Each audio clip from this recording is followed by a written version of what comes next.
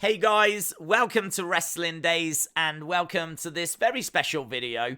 This is a conversation discussion video. We've been doing more of these on the channel, but I found this and I mean, this has just really got me thinking, and it feels like it's the right thing to do this evening. I think whenever Bray Windham tweets, it's always noteworthy, but there's definitely some stuff in here that I think is really interesting that I wanted to kind of discuss with you guys. So, first of all, I would say the fact that he is tweeting a bit of a love letter, a reminder, if you will, about why he loves wrestling and what wrestling means to him. I just find that interesting because why would you do that? I mean, I feel like you would do that because you're trying to reconnect with it. It would feel like maybe there's been a disconnect. If you're having to remind yourself about something, it means that you have somehow, even temporarily, stepped away from it. You're having to now remind yourself about it. So that says to me that he's stepped away from wrestling, and now he's reminding himself, not about wrestling, but about what wrestling means to him. And so I think that this is really interesting. I think it's really interesting. So I think the fact that he's sent a tweet out, it's not cryptic. He's already said it's not cryptic. He's come out and said, this isn't cryptic. It is a reminder as to, you know, what I love about wrestling, what wrestling means to me. So I'm into this. I'm really into this because I looked at it and it made me think about what wrestling means to me. And it made me think about my relationship with wrestling as well. And I think it's just a moment to reflect. I mean, there's so much change going on in wrestling. It's good to think about what it means to you and, you know, what you enjoy about it. And he's actually put it into like a few paragraphs. So we will look at that because it is really interesting. The other thing that's interesting is Windham6. He has not signed it, Bray Wyatt. Why would he? That's his WWE character. But he's not signed it just Windham either. He's signed it Windham6. Now, that is his Twitter handle. His username, his Twitter name is Wyatt6. But his handle is like Windham6. Now, for me, there's lots of different thoughts as to what this means. I think it means that he is embodying 6 different personas. And the 6 personas that I think he is embodying, I think, could be the ones on his Wikipedia page. Because he has actually played 6 characters. And I like the idea that he is now potentially, you know, when he left WWE, he will have had offers. I'm sure AEW came in for him, but I think he knew that he wanted to go into films. And so I don't know if he was maybe not done with wrestling, but knew that it was going to be put on hold.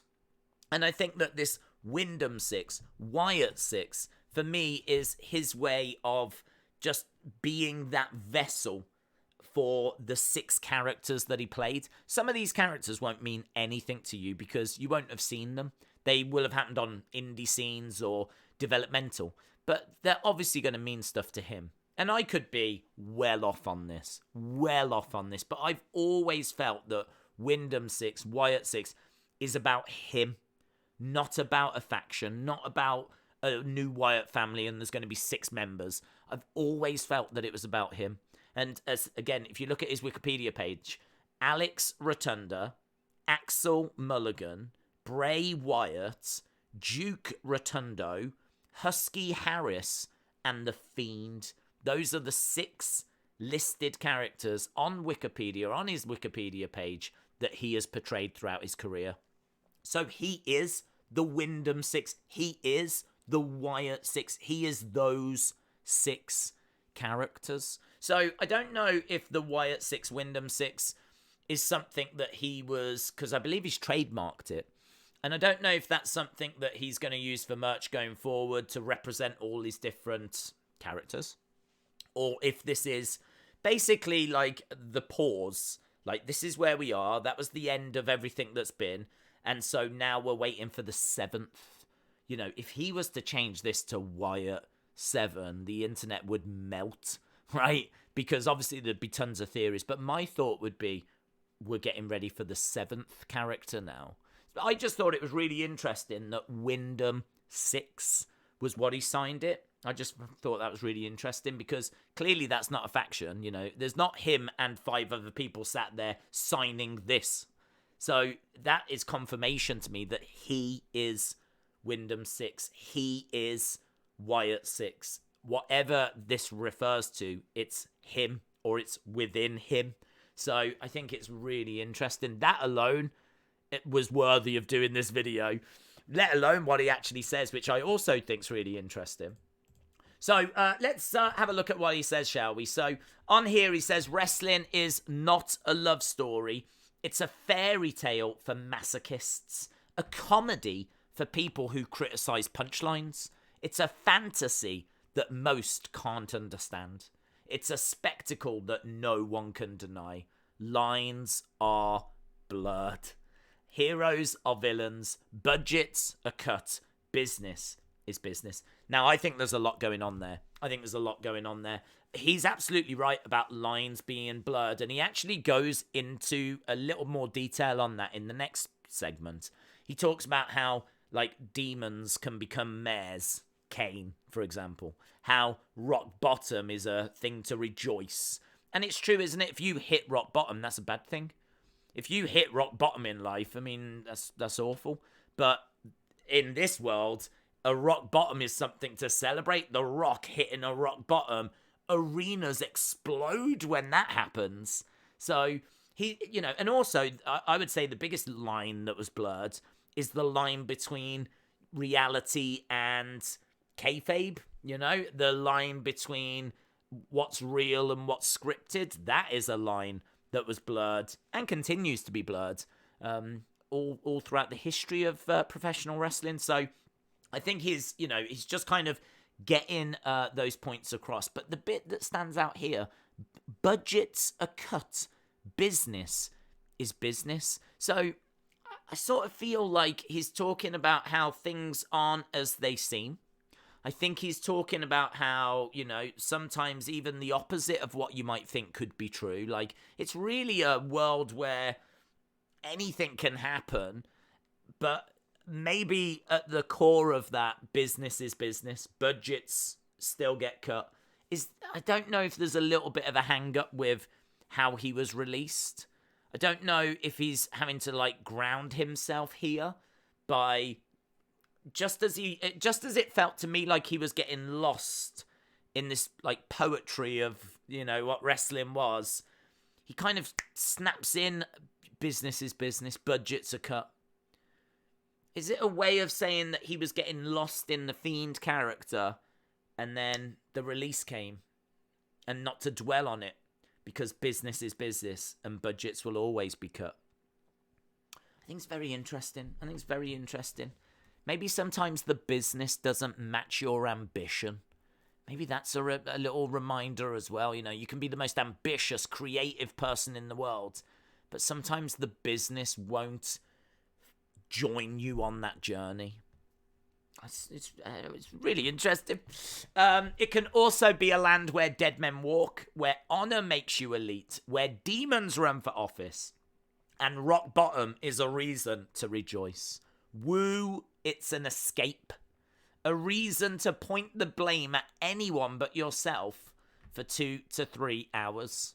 An excuse to be a kid again, and nothing matters except the moment we are in. It's interesting, isn't it? I mean, he's talking, again, going back.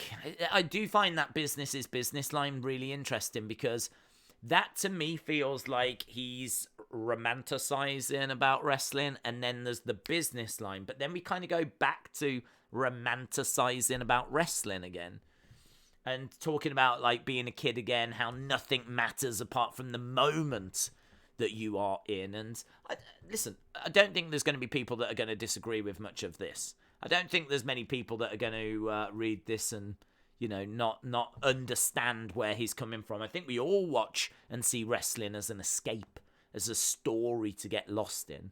So, wrestling is not a love story. It's much more. It's hope, which is really interesting. I mean, I suppose in a way you do have your favourites and you hope for them to succeed. And you hope that the good can overcome evil, or maybe you hope the evil overcomes the good.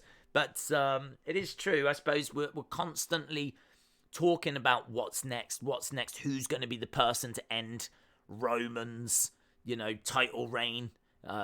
People want to know what's going to happen, and they're hoping that it's going to be a good story, and they're hoping that their favorites are going to be the ones that can achieve it, and they're hoping that it's all going to be an entertaining product and not let them down kind of a thing. So, and there's a lot of people hoping that Bray Wyatt is going to return and that Windham is going to return. It's not a love story, it's much more, it's hope. In a world surrounded in hate, greed, violence, a world where closure may never come, we all know a place that has hot and cold hope on tap, for better or for worse. So this is a reminder to himself, and I feel like this last part, in a world surrounded in hate, greed, and violence, I think that's the real world that he's referring to, but in all honesty, that could be the wrestling world as well. A world where closure may never come. We all know a place that has hot and cold hope on tap, which I think is the wrestling world, because you can manufacture that. I mean, it is on tap. The bookers write it. It's something that can be manufactured and manipulated, not in a dirty way, sometimes in a dirty way, but in a positive way. I suppose in a way, that's what he says at the end, for better or for worse. So in a world that, that can be hard. I mean, it's hard for people out there. There's another world where hope lives and is allowed to live and thrive, and actually encouraged to thrive, because it's that hope that your favorite superstar is going to succeed, or they're going to get their chance, or the show's going to really deliver, and something that you're looking forward to. It's that hope that keeps us all hooked with wrestling. I mean, obviously, if our favorites were constantly losing and the shows weren't entertaining us, then we wouldn't return to it. But I like what he's saying here, and this is what wrestling means to him. This is what wrestling is to him. For me, a lot of that I agree with. A lot of it I agree with. I think that there's definitely differences that I have with Windham and with Bray Wyatt. And again, if you watch the channel on a regular basis, you'll know what those differences are. I think that there are things that you should be limited to do in wrestling. I think that in wrestling, for me to lose myself in it, there has to be a degree of realism. I have to, in order to believe it and lose myself to it, I have to be able to believe what I'm seeing and buy what I'm seeing and accept what I'm seeing. And for me, that's a line that I struggle with. That's a line for me that I can't really get past. That's not a line for him.